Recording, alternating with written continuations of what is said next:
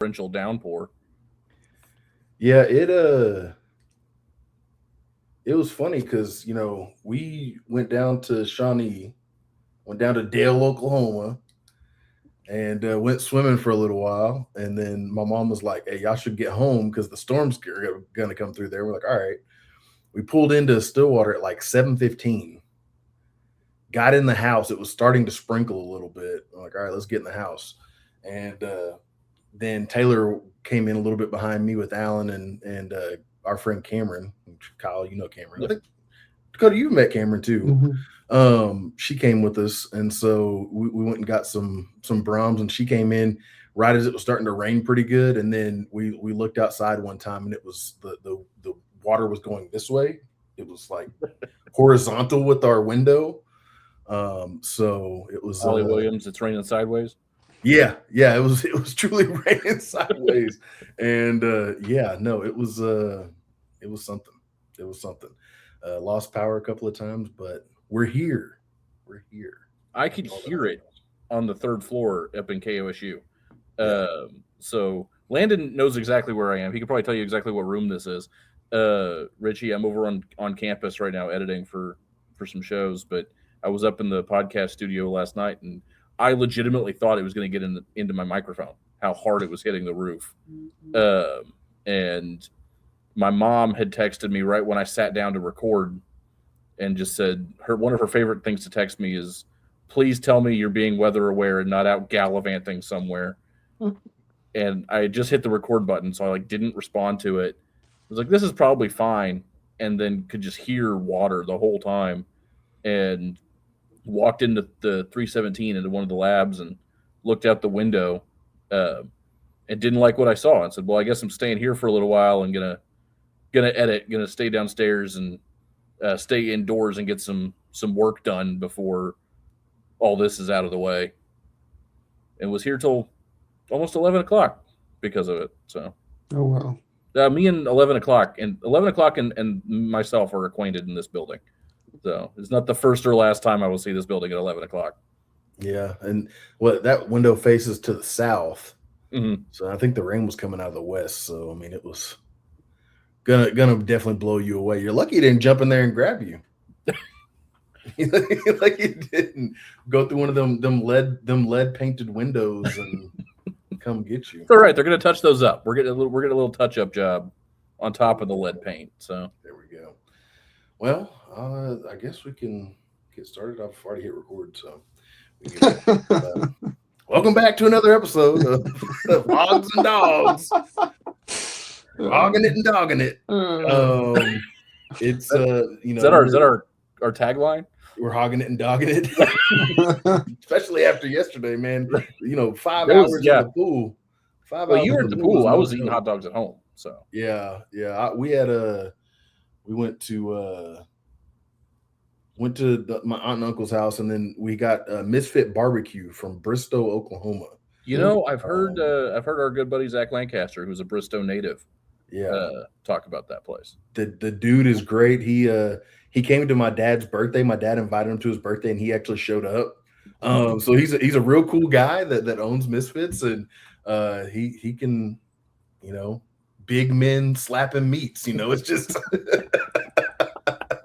that's what it was. That's what it is. As funny as that soundbite was when it happened, because Richie, you may not know this, I am a professional wrestling nut.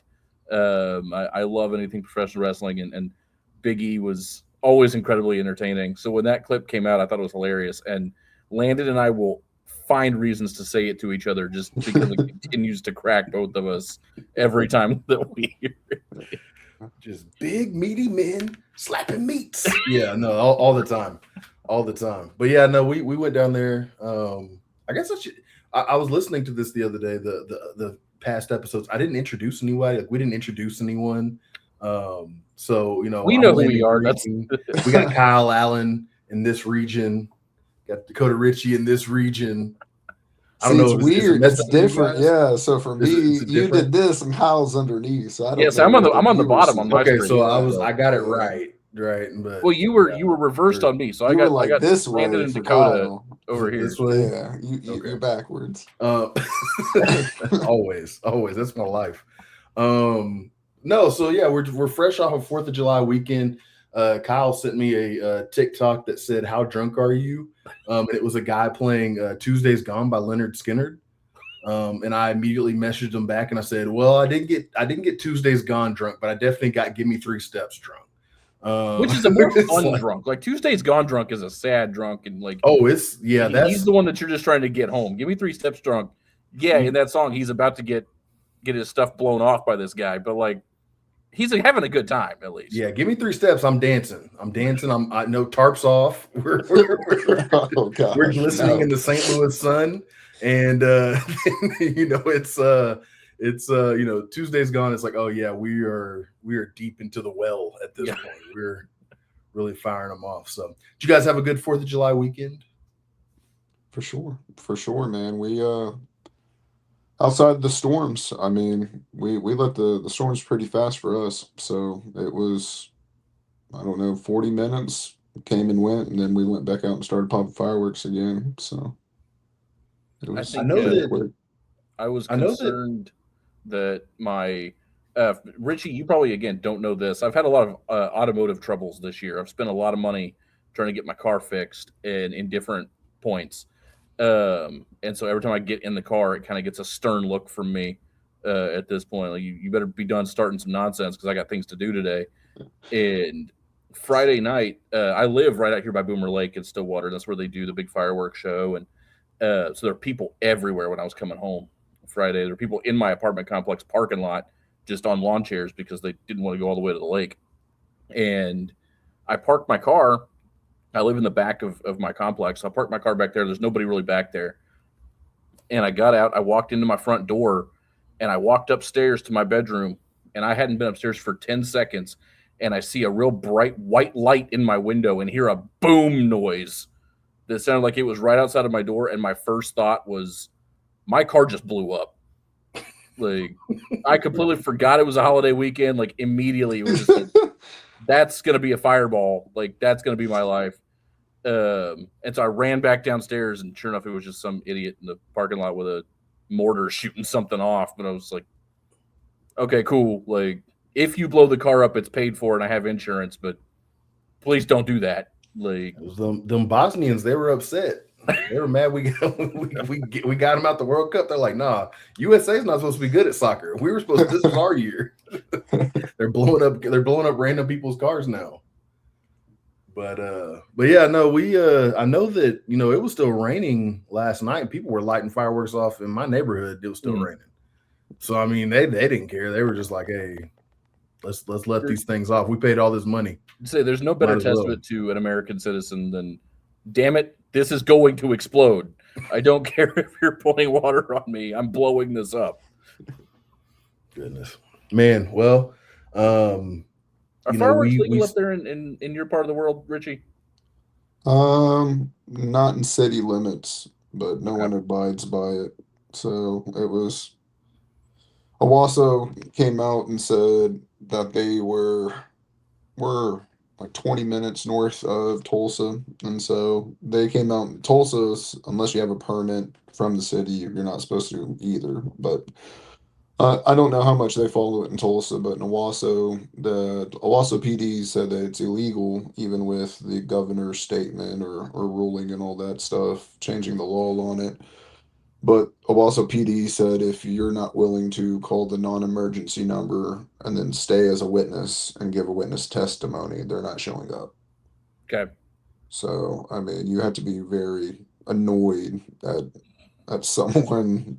And usually they'll come out and talk to you first, like, hey, it's 3 a.m. Can you please stop? Or my dogs don't like that, X, Y, or Z. So it's illegal, but I mean, to me, fireworks shouldn't be illegal. I don't know. If I don't live in an HOA, I don't think you should be able to tell me what to do. Even if I live in city limits, that's just the redneck in me. I just get out of my neighborhood. Like, what are we talking about? Like, if I wanted those rules, I would go to an HOA. Yeah. But and then I get it. People have hearing problems. Well, if you can't hear, don't live next to me. Like, why the hell are you in the general populace if you can't? Like, what are we like? I'm just saying, go out in the country. We're gonna have to edit this shit out or something. I don't know. But Nope. he said I'm sending no. this to your counselors, your city counselors, right now. I got them. I got them already marked on here. I appreciate They you, have man. enough problems. I keep seeing. I think it's Owasso and is it Broken Arrow or is it Jinx that they keep having problems with their city council meetings. Oh gosh, I know Bixby had some issues, and then I think it's Jinx as well. It was Jinx. I couldn't remember. It was. I knew that they had some problems. There's a guy that I won't say too much about him because I have my feelings about him, and people do like him, and his brand of journalism. Say it, say it, No, I'm not going to because say it. I do not want his ire. If three people listen to the show, he'll find it somehow. And no, I'm not. I do not want those problems because he's an issue on social media. I'll put it this way. Kyle and I have gone to journalism school. Mm-hmm. Kyle's currently working his way through it, but he's already taken ethics, right? Mm-hmm. So you've taken the ethics class. I don't think that the way he goes about doing certain things is ethical. So like we had a case here recently with a kid who was he's an adult now, but when he was charged with sexual assault and rape in whatever degree, he was a minor. He was 17.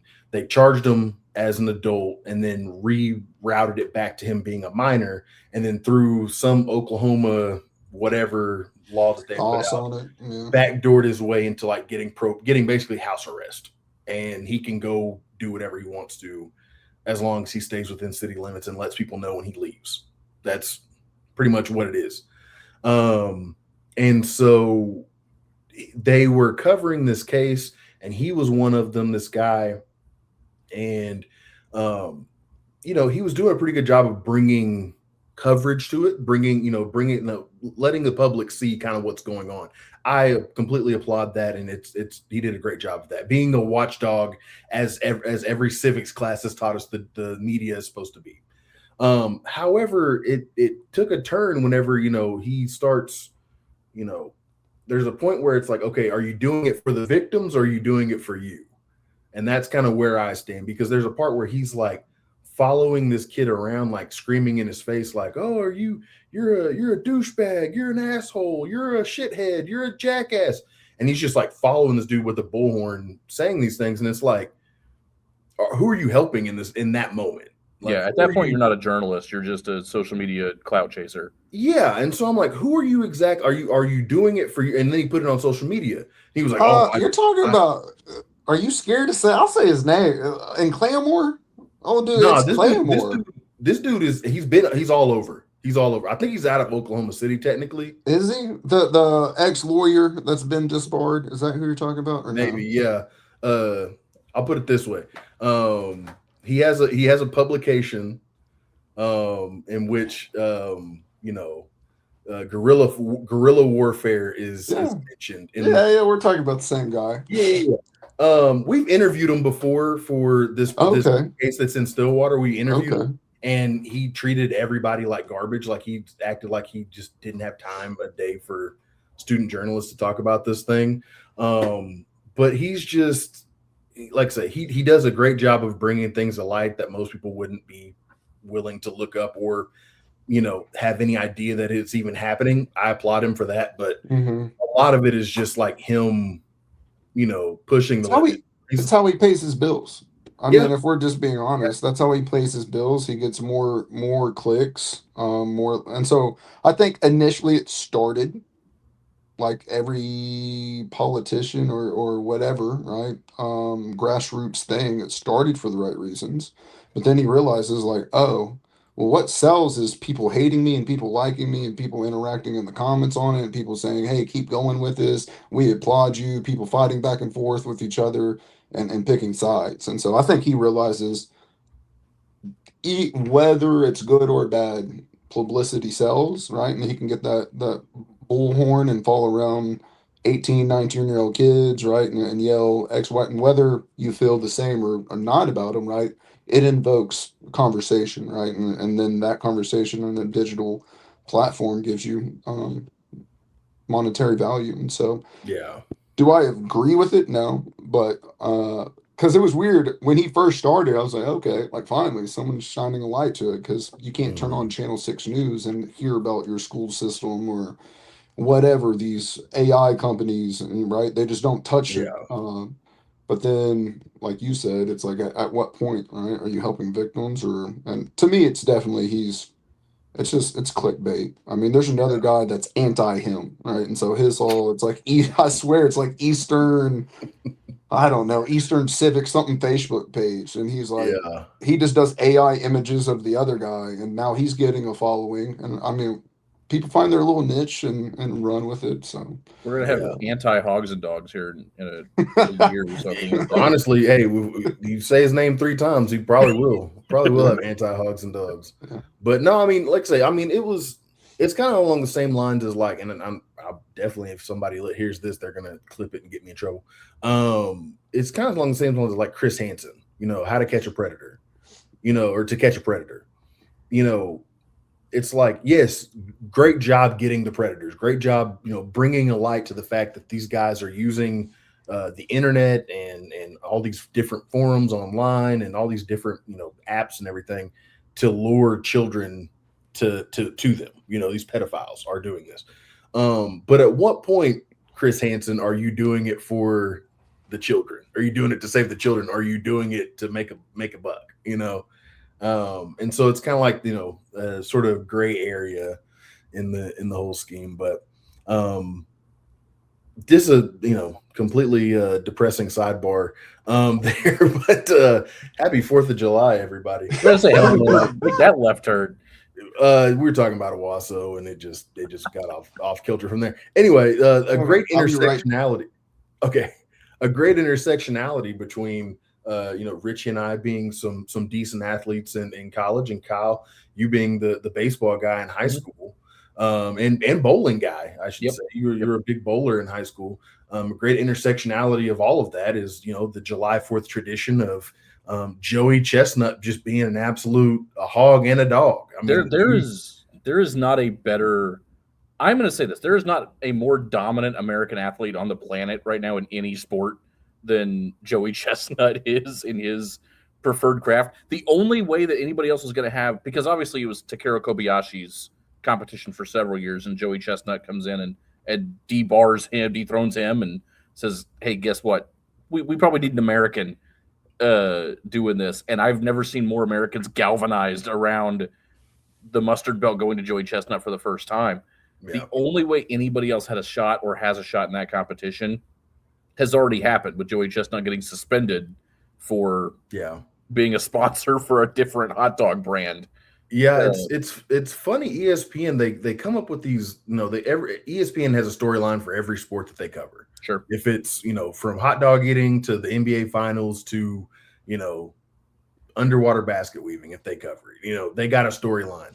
And it's funny because Joey Chestnut, so Kobayashi has his, he starts it off, for like 10 years in a row or something like that. Yeah.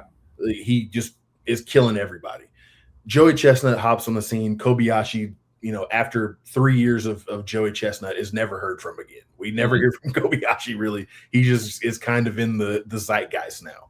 He still does competitive eating, but he just does it back in like Asia, doing Asian foods. Yeah. So. Listen, I'm surprised that a lot more Americans aren't like Joey Chestnut fans, because like he got someone out of here. You know what I'm saying? Like, it's like those people should be applauding him. I don't know why they're not. But they got Kobayashi, and then the year that he lost was Matt Stoney. I remember Matt Stoney coming in, and they were like, "This kid's he's a wonderkind. He's gonna do all these great things in eating." And he beats Joey Chestnut by like 8 hot dogs or something like that. Breaks the record. It was like the record at the time was like 55. He got 60, and everybody was like, "Oh, this is going to be the next big rivalry, like Joey Chestnut's." Or are we never going to hear from Joey Chestnut again?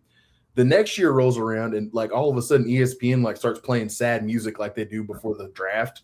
You think somebody's like, his mom died in a horrible accident when he was 3 years old, and he's carried on her legacy all this time. They did one of those, and it turns out that this guy Joey Chestnut goes through like this horrible tragedy, like right before the Matt Stoney hot dog eating contest. Like he like has something happen to him, like something with his jaw, like he breaks his jaw, and then his fiance breaks up with him like a week before the hot dog eating contest. And there's all these things. It was like, I just wasn't focused for the dogs. I'm going to be ready for the dogs this year. And then he breaks the record, beats Matt Stoney that year, doesn't just beat the record, he gets like 78 hot dogs. Right, just goes nuts. Something stupid. And since then, he's just been killing it. And then they're like, hey, the only thing that, like you said, Kyle, the only thing that got him was the suspension, because he was like, hey, I'm a hot dog eating guy. Let me sponsor these like, was it tofu dogs? Well, I think it was beef hot dogs, but it wasn't Nathan's. It was just a different brand of hot dog, and then Nathan's got all upset about it because he's, the best publicity they're ever going to have because he wins their contest every year. Yeah. And so he was suspended for it. Yeah. So, I mean, you have that, but I mean, the dude's a dog. Like I said, I think top 3 American athletes ever. I think, if you go back, in the deal, like top to or bottom to top, I think you go like Jim Thorpe. You go back to Jim Thorpe era, obviously Oklahoma native, Shawnee's stadium's named after Jim Thorpe. So, we got to go Jim Thorpe. Seabiscuit, Seabiscuit was a dog, still can't beat that record. Triple Crown, all around. And then I think you go with Joey Chestnut. Like, I think those are the 3. Those are the top 3 American athletes ever. I don't think there's any competition really. And it's so weird. Like if you were a European individual, if you're coming over from Bosnia for the World Cup, be like, this is a massive country with 250 years of athletics history. Like LeBron James has got to be the greatest thing you've ever seen. Like, y'all ever heard of Seabiscuit? Like, y'all seen this horse run? Like, LeBron's not in our top 10 right now. Listen, LeBron is a great athlete. LeBron is very fun to watch when he plays basketball at a high level. Even at 43, he's fun to watch. He's great. I mean, Seabiscuit is a horse. Like, what are we doing here? Like, what are we talking about? Like, I know he can't dribble and dunk it. But, if they can teach Airbud to shoot a basketball, we can teach a horse to shoot a basketball. Like, we just tip it up. He knocks it in. He's 6'8" on his hind legs. Like, come on. He's basically already there in the league. Like, get hit by Seabiscuit running full speed and tell me that wouldn't be worse than regular.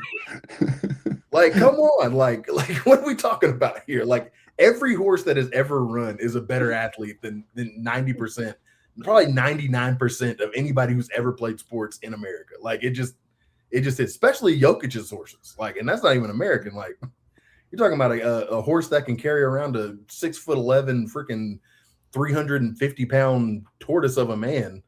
I think those horses are definitely up there. So, I mean, I don't know. You tell me.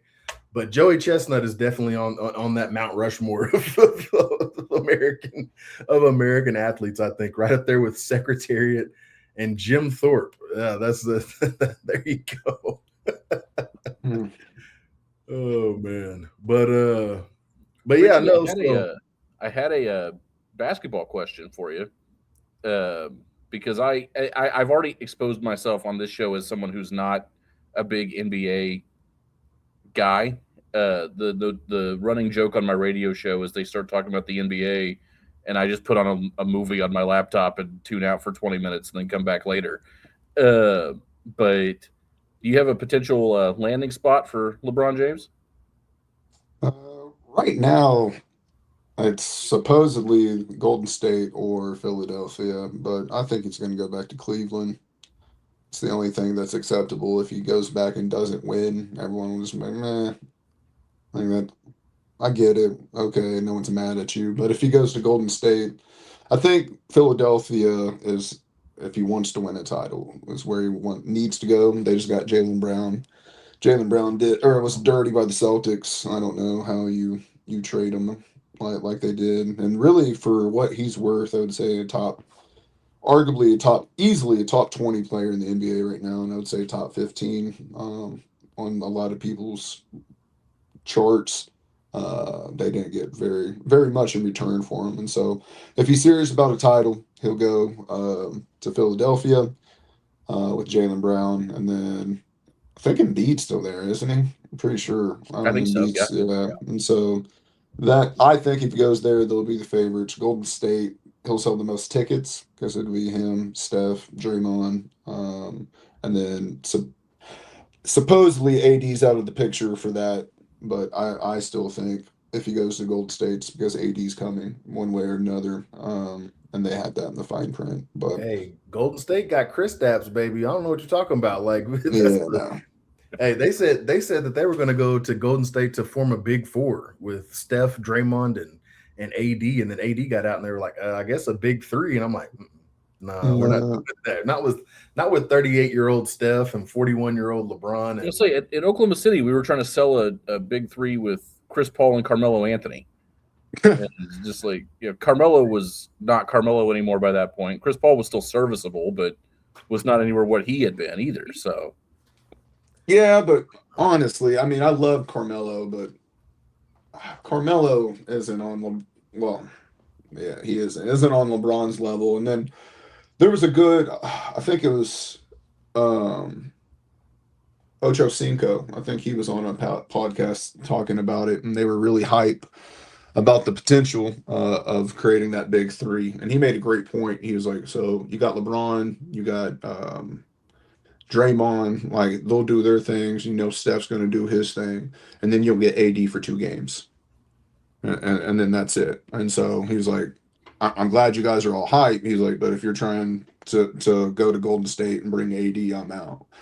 And I was like, yeah, I mean, that's a great point. Like outside of the bubble championship, AD hasn't been healthy for a run. And really, I had a few people on social media talking about LeBron leaving the Lakers and how it was a bust and for it hurt his legacy. And I just laugh. To me, that's ridiculous.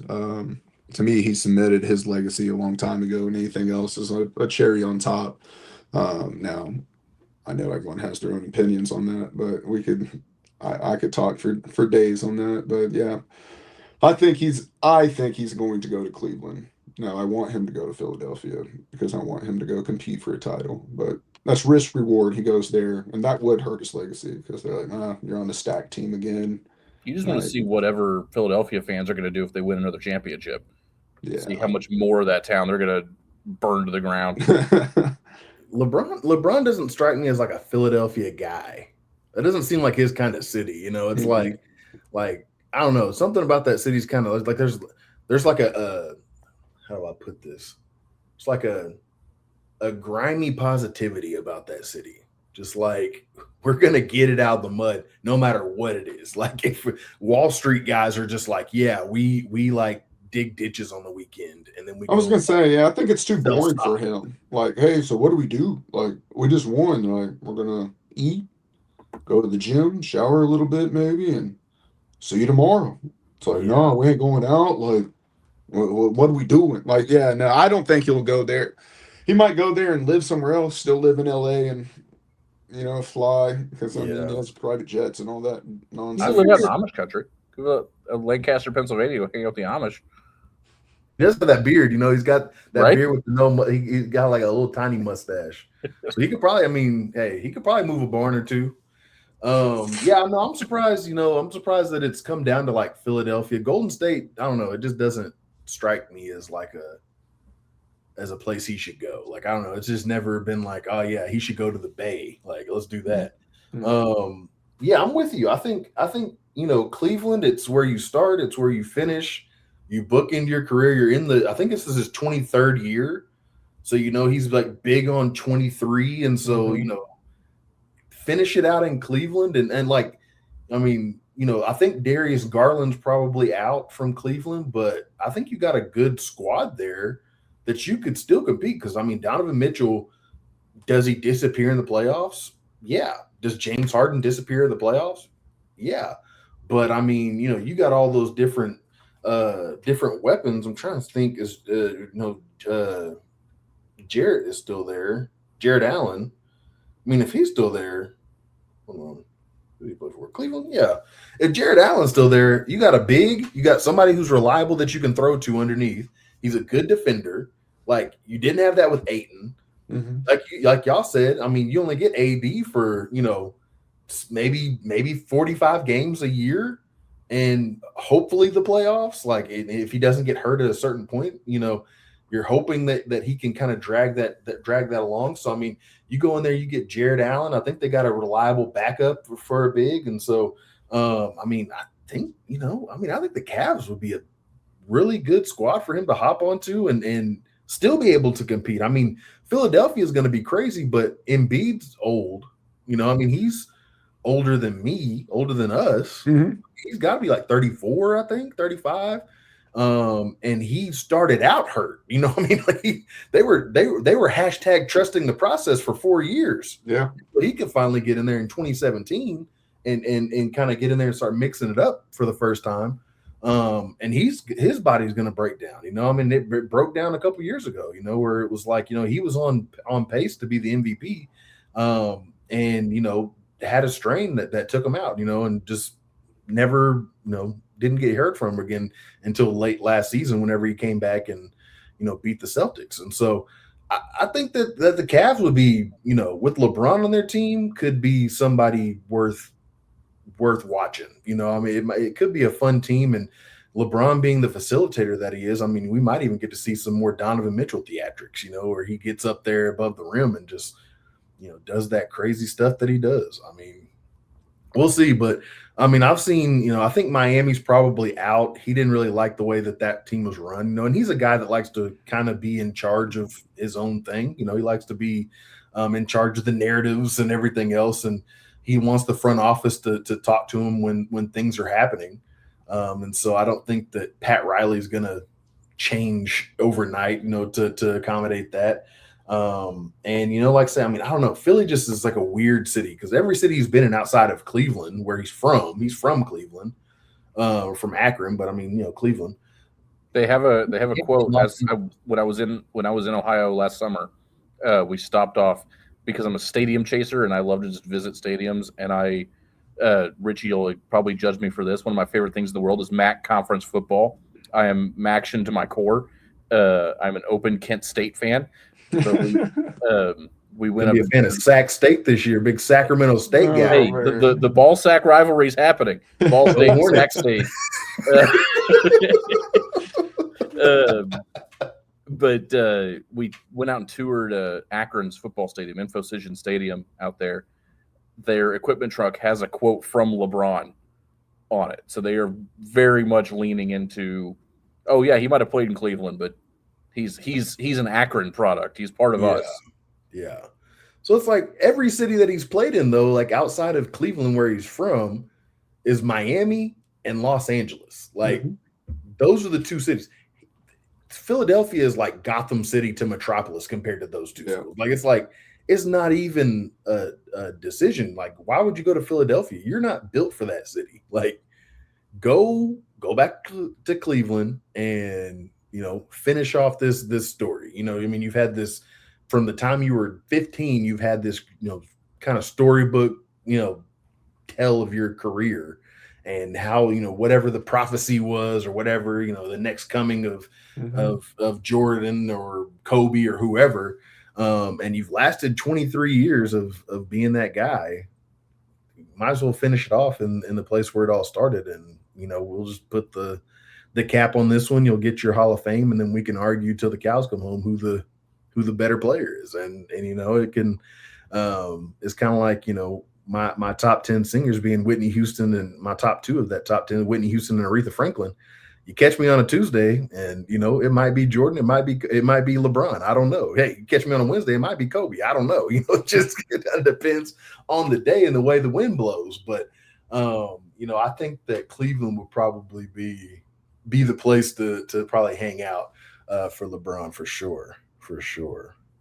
But speaking of Jaylen Brown, though, I mean, did you hear about what the execs? There was 2 executives, what they kind of said about him. That. So it was 2 executives, obviously, unnamed in a Shams report. they said that Jaylen Brown was too smart for his own good. They said he was too smart. He walks in. He was walking into every room, according to the report, thinking that he was smarter than everybody in the room, and that was off putting to the Celtics. I don't know what that means. I hope it doesn't mean what I think it means, but it's like, oh, hey, this uppity Negro needs to. Well, I did see on those words. I'm going to disappear for 2 seconds. I'll be right back. I was like, nope. Let them talk about it. I'm gonna go now. Put on my movie, and when it's safe. No, I did see Jalen was on Twitter ranting, and he said, Stephen A. Smith, let's go to Harvard or Yale or some private institution, and let's have an open debate for 2 hours, just open mic, live audience. And because he called out Stephen A. Smith, Skip Bayless. There was like 5 others that he was like, listen, you guys are the anonymous sources. Like, I know. But I didn't know what he was talking about. I try to stay out of all the drama of the NBA as far as that back and forth. Because honestly, I think they're all friends. They're just, again, media sells. They have to pick someone to talk about, like click, sell, and that sort of thing. And so, yeah, it'll be a fun year. It'll be a fun year in the NBA with all the switching around teams. It's like high school sports. I can see where Jaylen Brown being in the locker room would be kind of annoying, because he does strike me as kind of an annoying person, just being like, he's always got to be like there's 2 kinds of smart people. There's smart people that are like, hey, I want to learn, I want you to learn this thing with me. Like, here's something that I learned today. The Stegosaurus is blah blah blah blah, and I want to share this information with you. And then there's those smart people that are like, they're waiting on their moment to put you down. And watching the basketball documentary that they put out with him and Shea and whoever else I think was on, it was Jason Tatum, I think. Watching all of them kind of like talk and stuff. Or Kevin Durant, I think, was on there. Watching all of them, it was like, oh yeah, this guy, I can see where people would be annoyed with him. But to say he's too smart, or say that he thinks he's, I mean, he might be. He went to Cal, like he went to Berkeley, like he might just be the smartest person in the room, and like y'all got to be okay with it. Like, you can't do nothing. But I think also the fact that it's coming from Boston, and I mean, they have a very not even checkered past. I mean, they have a very fucked up past with their fan base. Who was it? One of them, Tristan Thompson was like, listen, Boston's fan base is like, you can ask anyone who's played there. If you're black, it's fine. And as soon as you leave, you're a stupid N-word. Like, within the next game. Marcus Smart was talking about it. Like, he was like, I played for Boston for a decade. Walking out of the stadium, and somebody was like, hey, just drop the M-bomb on him. Just like, oh. I'm walking out of the stadium after a game. Like, it wasn't even like, he was downtown or anything. Like, I mean, he's by the Garden, and somebody just camped out outside of TD Garden. Just like, I'm going to get him. Letting them drop. And so it was that. I mean, hell, Bill Russell, after winning the NBA championship back in the 60s, he walks into his hotel room and somebody took a shit on his pillow. Like, at home, like he walked into. It's like, wait, Amber Heard is that man. It's not even like it was probably his like coach. Probably, red Auerbach on his pillow. Yeah, probably. It's like, I gotta make him tough. He's getting He's won 5 championships, and we need to win 6. He needs his edge. If he thinks the community likes him, he won't play as hard. Because I love you. Like, I'm telling you, that's something. A little tough love. That's something our guy would have done for sure. That's some foil love. I'm not surprised. That's some NSU Barella stuff for sure. Oh god. We got some stories. What's the word? Was he? Oh, you left too early, so I can't even go through all the coaches with you. No, I only had 4 line coaches. I had Barella was the first one. And he was the one, like I told my class every year, I'm like in the reviews, I'm like, hey, reviews are coming up. There's 3 things that you can't call me in the reviews and I won't get mad about it. I said, you can't call me an asshole. I said, you can't call me a punk ass bitch. And I said, and you can't call me a pigeon. Don't call me a pigeon in any of those things, and I won't fight you. Like we'll be good. Like, just don't call me those 3 things and we'll be good. And Barella was 2 of those. I mean, I won't say which, but definitely 2 of those words were called by somebody on our offensive line those years. And so I had Barella, and then I had the first like semester of Coach Lane.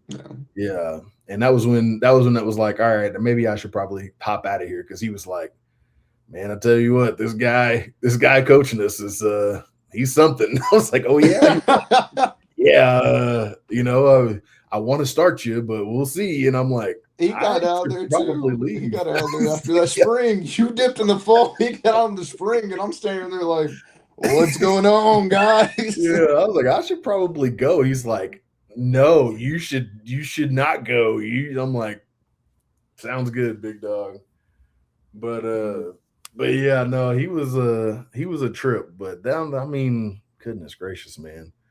Goodness gracious. What a time up there in good old Tahlequah, Oklahoma. Sam, I'm even. I mean, I was already upset that I never got the opportunity to play college athletics because of just my knees being made out of paper mache. But like, I would have loved to have played for some, because my high school baseball coach was a really even keel individual, so there was nothing really to be said for him. And my bowling coach was my dad's best friend, so I could do no wrong in his eyes. But I would have loved to laugh, Landon. Watch you laugh. Watch you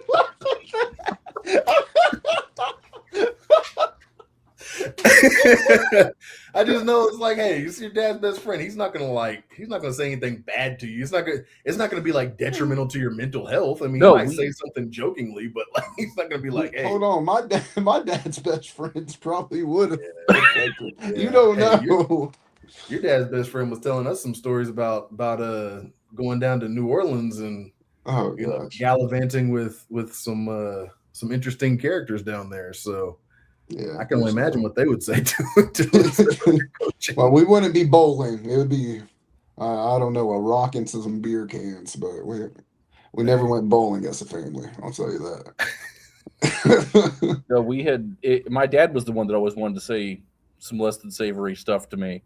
But shockingly enough, he and I didn't communicate well in that capacity. So he would have to go to my coach and yell at Bear, his best friend, and then Bear would relay it to me and then be like, "Hey, that's all coming from your dad. Like, I think you're doing just fine. So like, don't worry about it." Like, we got along great. So like, yeah, you heard that right. I don't have to repeat it. Okay, cool. Yeah, like, we have a great relationship. I don't want actually. He's making me repeat it now. All right, so and I quote, "You stupid bitch." Okay, yeah. Are we good? Are we okay? Just want to let you know before I say this, I love you. Just know this is going to hurt me more than it hurts you. Hey, we had my baseball coach when I got to high school. He started coaching my brother's freshman year of high school. And then my brother's senior year, I was on the baseball team in high school and at Dale. And this dude, we had just lost in the state championship, I think. One year we got to so we do fall baseball and spring baseball. We didn't have football at that school. And so I can't remember if it was the fall or the spring. One of them we lost in the semifinals. One of them we lost in the championship. And we're sitting there, we're crying. I know it was after the championship when we're crying and everything. Everybody's all like, the seniors are leaving. They were a great group of seniors and everything. And I had been friends with them because my brother and everything. And he just sits us all down and he was like, well, we got to the championship, guys. And I just want to tell you that, those people over there, they're proud of you. But I'm just going to tell you right now, you got to figure it out. You got, like, he's talking to us like we got another game coming up. It's like, no, this is the end of the season. He's like, you guys are just a bunch of, you know what you are? You're a bunch of penises. He's like, yeah, you're a bunch of penises. He's like, everything's going good and y'all are like this. And then all of a sudden things start going south, and here y'all go, just like this. He goes, "You can't be a penis." I'm like, brother, like we were fresh off the field. The other teams are warming up behind us on the other classes. Like, let us go home. Like, why are you doing this to us? He's a great guy, but man, just a wild time, getting called a penis and then a pigeon, and then he just like P words, just words that, if it had a P in it, it was all about it. Yeah, that's my life. But it starts to be all about it. Anyway, well, I don't know what else is going on. I know that this week, tomorrow we have the World Cup. I don't know if you guys have been following that at all. I think the guy that got the red card from the U.S. team got it. Did you watch that game? Oh, did it get rescinded? I hadn't heard that. Yeah, it got rescinded. They took it back. He gets to play. I must have just not. I haven't looked at headlines yet today, so that's probably hadn't seen it yet. Yeah, no, I mean, Balogun. So. Yes. He. I watched part of the game. I watched it after he got the red card. Mm-hmm. So I kind of turned it up after that, man. It was a hell of a game. I'm getting into soccer a little bit. To their credit, they lack in soccer skill, because I mean, you watch a lot of other teams and it's like they look like they can play soccer. But the U.S. is like, hey, we're just going to play physical, and then you can either give us a card or we can like keep it moving. But like, if you're going to fall down and trip, we're going to keep playing. Like, we're not playing the game. Yeah, the U.S. I feel like I was asking my wife, because she's big into soccer, and I'm just now trying to actually learn the concepts of it, other than our freshman year when we were just yelling to yell for nothing. We'd just go there. Go Riverhawks! For no reason. Yeah, not actually watching soccer. Well, Landon did. I didn't. I was just yelling random stuff. We were watching soccer. Yeah. Anyways. A long time ago. Yeah. That's 20 years ago. Anyways, I'm old. All right. But I was asking, because maybe I'm dumb, but for basketball, right, and football, to me, it's find your best athletes, give them the damn ball. Like, football's not that hard. Yes, there's rules and different, but get your athletes the ball. And if you're not winning, you should probably get your athletes the ball more. And if you are, and you're still not winning, then you need better athletes. Like, it's that simple. And I know that sounds silly, but all sports come down to that. Like, if you have a really, really athletic point guard, well, then awesome. He's probably going to be able to beat most guys that he goes against, right? And so I was asking, I was like, why don't we do that in soccer? Like, other than the U.S., it seems like it's a lot of dribbling and passing and dribbling and passing and dribbling and passing and dribbling. And I'm like, are you all just like equally matched? Like, I'm scared. No, I don't think I can go past. I don't think I can go past.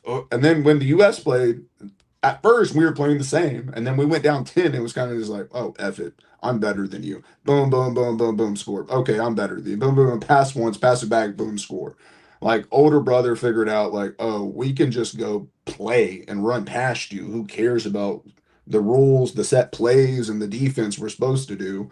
If you run at me with the damn ball, I'm taking it. And then me and 3 other guys are running as fast as we can that way. And I was like, why isn't all soccer played like this? And she's like, well, you just can't. I was like, why can't you? Like, we did it. Now we're up 3-1. Like, what? Why? This is way more fun. Like, we're not falling down. We're not flopping.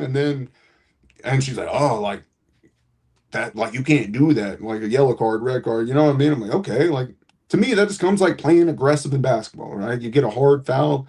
Like, yeah, I'll take a technical, right? If you're Wimby, you don't get a technical. They just say, like, whatever. We ain't gonna. If you can get the elbow through, the temple, right? Like, so to me, it's just playing aggressively. And I feel like 90% of the soccer I've watched in the World Cup, and I've watched probably like, I don't know, I'd say 8 games. Other than the U.S. playing, it's all like, it's so boring. It's like, what are we doing? And then they miss 60% of the goals that they attempt on goals. And it's like, you're professionals. You should make it. Like, Steph Curry ain't missing this shit. Steph Curry's hitting his shots. Like, what are we doing? What are we doing? Like, I think I seen Messi miss 2 goals. I'm like, you supposed to be the dude, and you out here missing. Right? Where's the criticism? Like, LeBron would be slandered on where's Stephen A when you need him? Yeah. Where's Shannon Sharp? Just like, what the hell is Where's that? Kendrick Perkins? Who's the Kendrick Perkins of the soccer world? Is it Well, that's Alexi the Lawless? It's probably Like, Alexi Lawless. It really it's probably Alexi is. Lawless, the Kinder I was gonna Perkins? say I don't know any of these commentators. They had Joy Taff out there, and I was like, Joy, you should not be here. I was like, didn't they kick you off of all of basketball and football commentating? You know what's been And so- really weird? Josie Altidore, one of the greatest strikers in American history, does the broadcast for Telemundo. And I didn't know that Josie Altidore could speak Spanish. And I was watching a Telemundo broadcast, and he was on there and was, I mean, much taller than the woman that he was broadcasting with, because it was an American pregame show. And I said, wait, I think I'm on Telemundo because it was muted. So I think I'm on Telemundo. That says Josie Altidore, and I unmuted it from the radio station. And he's just fluently speaking Spanish. I was like, we had a man on our team that played with Josie Altidore named Carlos Bocanegra. I imagine he could probably speak Spanish. Yeah. I didn't know that, Hercules Gomez could probably speak Spanish. I didn't realize that Josie, who played all of his professional soccer in the Netherlands, just has that in his back pocket to go be a Telemundo analyst for Team USA. Hey, listen, that's on you, sir. Don't assume. All right, those two first names that you said, don't speak a lick of fucking Spanish. All right. He said, "I know black, I Dominican." Hey, listen. These guys, it's funny. You look kind of at what like the U.S. whole population makeup of the entire country, and then you look at like the Olympics, the last couple of Olympics. So our table tennis team, our ping pong team, if you've been paying attention to them, it's like full of like Korean Americans that are like citizens of the U.S. and they're all we recruited. It's like, oh, this is Yi Jung Pin. She's from San Francisco, and this is Kim Lee, and they're from Des Moines, Iowa. No, we recruited. We straight up. We got tired of getting our ass kicked. Like they are from Lincoln, Nebraska, and they are the greatest table tennis player in the world. And you're like, what? Like, those early childhood development, like early advancement programs, that's what it was, right? So they stopped doing those in like 2010 because we got all our ping pong champions and shit figured out. And we were like, hey, are you special and talented? Come here. Hey, that's what the soccer team did. The soccer team went out and got them some dogs. They're like, hey, he might have some family from there, but he's from here. Like, well, have you heard Balogun speak? No. So I believe his name is Florin Balogun, which is of African descent, but because I believe his family are from an African nation, but he speaks with a British accent because his family was living in England and they happened to be in America, and she was too pregnant to get on a plane. His mother was too pregnant to get on a plane, so he was born in the United States. And because of that, has birthright citizenship in the United States, has lived his entire life in England. That's how you do it right there. To I believe African immigrant loopholes, baby. And so if you listen to him speak, he sounds like a British man, but he's by birth an American citizen. What a time! What a time to be alive. Yeah, I think about the most coverage that I've watched on the World Cup has been just people. Like the people coming over here and finding out that we're actually like the people of here are like actually pretty nice, and like what you see on the internet from people who hide behind keyboards and the politicians and everything are not the people that actually live here. And then obviously finding out that the food here is the best food in the world. Like there's just we have capitalized on the food market. We've taken whatever food you got, you bring it here, and we make it good. Like now let's fry it, motherfucker. Norway flew in an entire military's worth of rations for the Norwegian team. They don't eat any American food. Yeah. Oh, I did hear that. Yeah. Like said that they don't value it. 1,100 pounds of rations. Yeah. For the Norwegian national team, the Vikings out there from Scandinavia. Hey, y'all can have y'all's reindeer. Are they still in it? Yeah, they're still in. Okay. Yeah, I think they played today. I think they play Brazil today. Okay. So yeah, I mean, Norway versus Brazil. We're going based off food. I'm going Brazil all day. Like Brazilian food is probably better than Scandinavian food. Delicious food, and they are good at soccer. So like, who am I to say? I think Norway is the country. I was doing a research for something at some point. I don't remember what, but there's one of those Scandinavian nations, and I believe it was Norway, that serves roasted lamb face. And it's just like they've made the rest of the lamb, and they just have the head and the face, and they roast it, put it on a plate, and bring it to your table. I don't like lamb. It's like, and I like game. Oh, listen, the face Wait, isn't hold bad. on. What face would you, not like cheek, I mean like whole face. What face would you, if they served it to you with the head? Here you Yeah, go. I What face mean are you eating?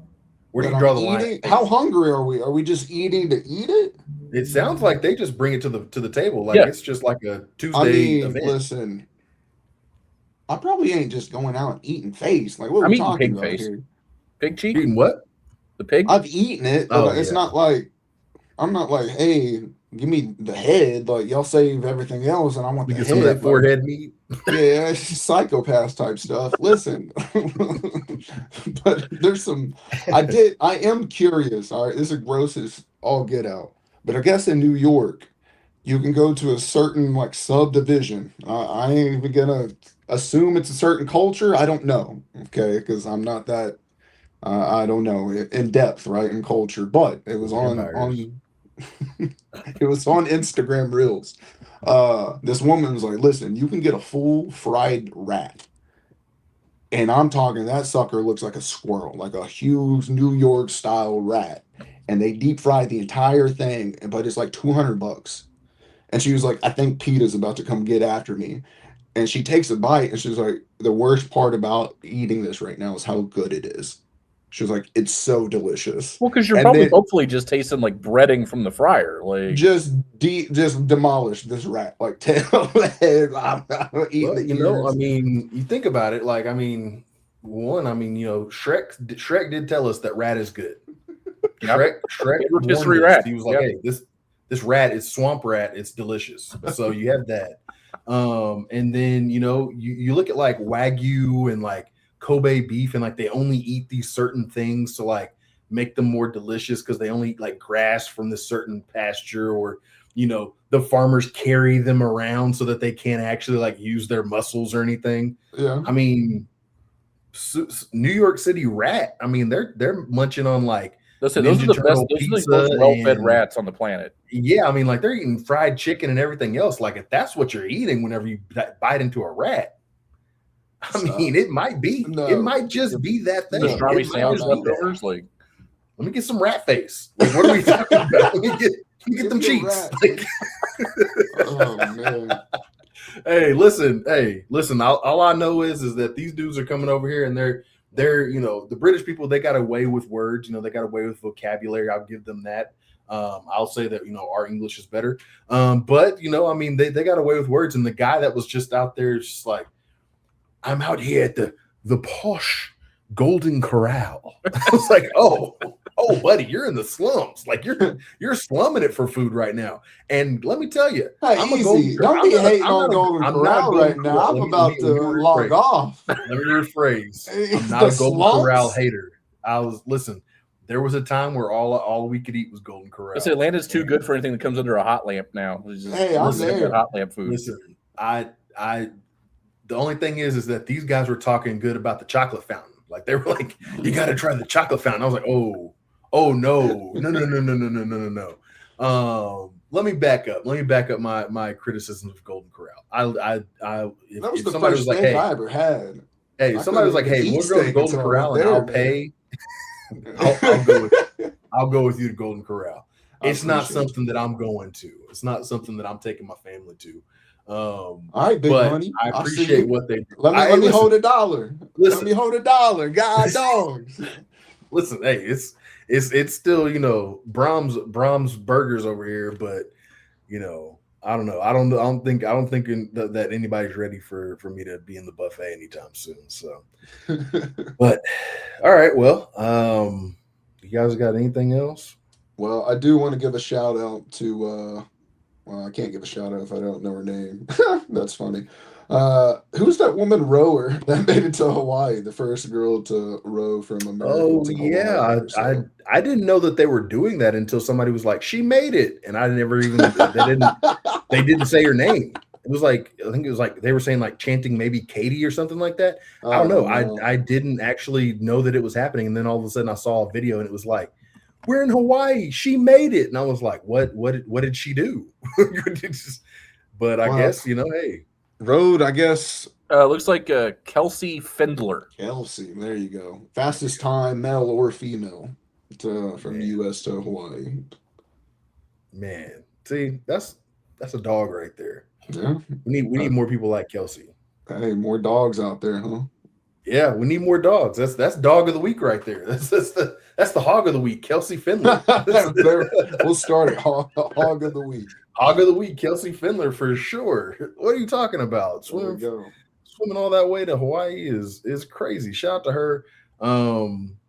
She also had a birthday on that trip. She was 31 when she set off. She was 31 when she started. She's now 32. So she spent her birthday in the middle of the ocean. The Coast Guard came by and sung her happy birthday. Listen, I'm 31 and I swam for 4 hours yesterday and my body is hurting today. So shout out to her. She was rowing, so I mean she wasn't swimming. She was in a like a big rowing vessel, but still. Yeah. Rowing and like all I did was sit there and drink certain beverages and sing "Give Me 3 Steps" from Leonard Skinner. So and like I'm like, my shoulder, it's a little sore today. I got some hip problems going on today. But yeah, well, shout out to Kelsey Findler. We appreciate her for all her contributions. And hog of the week for sure. I think that's a consensus right there. Yep. So, well, I think that's all we got for this week. We'll be back next week, hopefully, to bring you guys some more hogs, and we'll have hog of the week and maybe even a dog of the week next week. We'll talk a little stadium eats a little bit more this week. Yeah, that's all I got. You guys got anything else? That's it for me. I don't think so. Yeah. All right. Well, bye. Later. Peace. All right, let me end this.